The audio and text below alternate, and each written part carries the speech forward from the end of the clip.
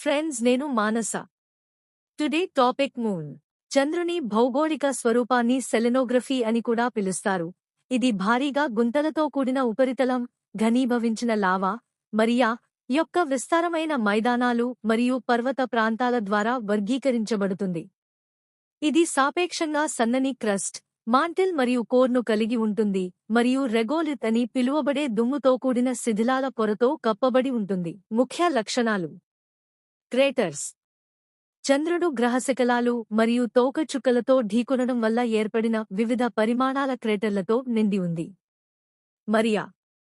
ఇవి పురాతన అగ్నిపర్వత విస్ఫోటనాల వల్ల ఏర్పడిన పెద్ద, చీకటి మరియు సాపేక్షంగా చదునైన మైదానాలు. క్రస్ట్, మాంటిల్ మరియు కోర్.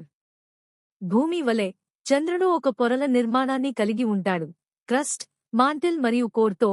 అయితే కోర్ సాపేక్షంగా చిన్నది. వాతావరణం లేదా అయస్కాంత క్షేత్రం లేదు. భూమికి భిన్నంగా చంద్రునికి గణనీయమైన వాతావరణం మరియు ప్రపంచ అయస్కాంత క్షేత్రం లేదు. హైలాండ్స్. ఇవి ఎత్తైన, లేత రంగు ప్రాంతాలు, తరచుగా చంద్రుని మధ్యలో మరియు ధృవాల దగ్గర కనిపిస్తాయి. పర్వతాలు.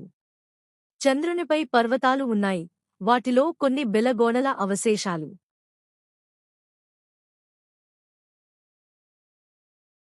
రిల్లెస్.